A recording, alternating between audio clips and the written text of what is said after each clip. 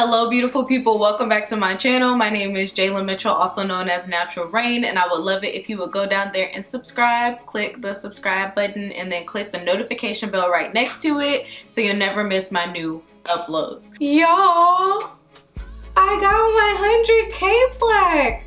I'm so happy. I don't know if I say this enough, but I am so thankful to you guys. I know I would not be here today if it wasn't for you guys' support.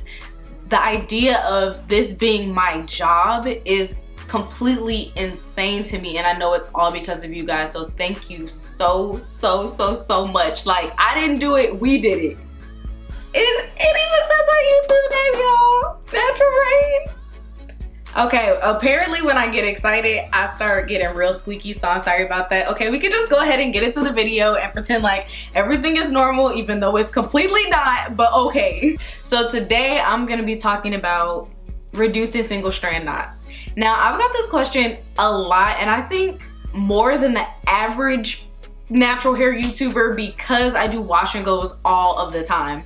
And I think people just wanna know, like, since I do wash and goes all the time, how do I stop myself from getting a whole bunch of single strand knots? Y'all know the drill. When I'm doing informational videos, I always write it down because I tend to get a little off topic every once in a while or all the time. All right, so number one, I'm just gonna start off with the obvious one, which is, when is the last time you trimmed your hair?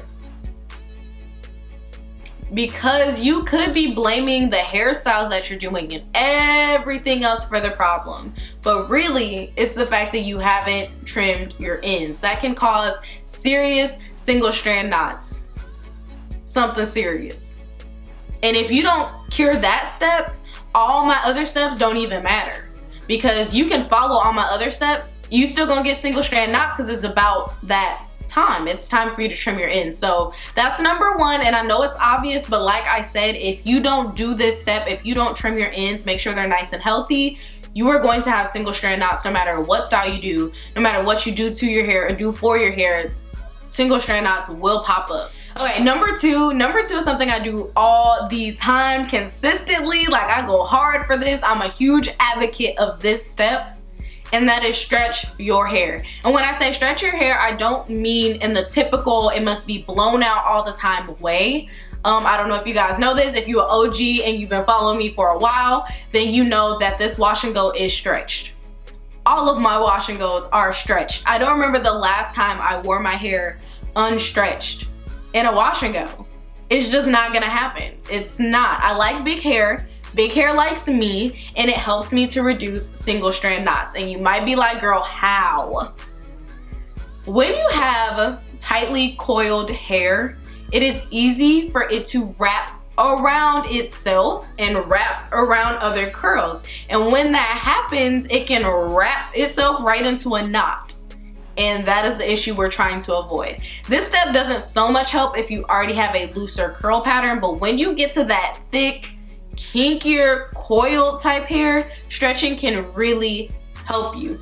It helps with length retention for a lot of people, and it helps to reduce single strand knots. Also, I have a video on the different ways that I stretch my hair, because there are many different ways. This is just the way that you see today. I stretch it in a wash and go, but there are different ways that I do it, and they don't all involve heat. So I will have that linked up there if you guys want to check that video out. Number three is to deep condition regularly. And when I say regularly, I'm kind of hinting at like once a week. That's what I stick to. Every time I'm washing my hair, I'm deep conditioning, because my hair needs that extra love. It needs it, because what does deep conditioning do? It adds moisture and sometimes protein, but it adds moisture. And your hair needs to be moisturized, because dry, brittle hair is more susceptible to single strand knots. And then going off of that tip, my number four is, if you are not protein sensitive, I definitely recommend adding protein into your regimen. So whether that's doing a protein treatment or using products that have protein in them. So that could be a deep conditioner with protein in it, or it could be a protein treatment. I recommend the Apogee 2-step protein treatment. That is great. It strengthens your hair. So the deep conditioner will moisturize your hair, and then the protein treatment will keep your hair strong. This is really, really good for people with high porosity hair. Personally, I love it because I was high porosity before I dyed my hair, and now I'm super high porosity after dyeing my hair. Think of protein as just filling in the gaps in your hair and making it stronger. That's what it does. Number 5 is to protect your hair while you sleep. And I think a lot of people sleep on this little tip right here because I know you had a long day, but you still need to wrap your hair. At the very least, have a satin pillowcase. So even if you go to sleep with your hair just like this, you're straight, you're covered. But when you go to sleep on that cotton pillowcase and you go to sleep with your hair looking just like this, you are like 10 times more likely to get single strand knots. You are tossing and you are turning, and your hair is tossing and it is turning and it is dry. It's like all of that is a breeding ground for single strand knots. And the name of the game right now is avoidance. We're trying to stop single strand knots before they happen, because once they happen, it's time to cut them. You can do everything right when it comes to styling your hair and making sure that your hair is moisturized and strong, and then you go to sleep and you pretty much mess it all up. So I recommend a satin pillowcase, a satin scarf, a satin bonnet. Those can all help. I use all 3. Y'all might be like, girl, chill, but you don't have to use all 3. You can literally use 1 or 2 or 3, whatever works for you, just as long as you're not saying, I just won't use anything and cotton is my best friend, because let me be the first to tell you it is not. Number 6 is to take your time when you're detangling. You were in a rush. A lot of hairs broke off. The ones that didn't break off, single strand knots. Now you're like, what did I do wrong? Where did I go wrong? You need to take your time. Those corners, there are some corners that you can cut in your hair routine. How you detangle, that's not a corner you can cut. You gotta do that right or don't do it at all. And if you don't do it at all, you're gonna be bald. So you need to just make sure that you're doing it right and you're taking your time to make sure that you are doing it right. And when I say doing it right, pulling your hair, breaking it apart, doing it quickly, not taking the time to make sure that you're not getting hair wrapped around hair and you're not getting those tangles. And if you do get tangles, taking your time to make sure you unravel them so it doesn't just break off or knot.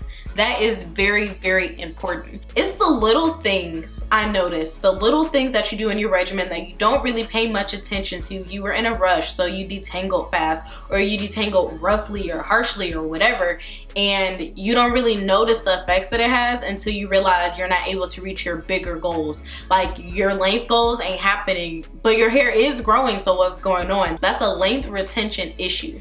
Number 7 and the last tip is no towels.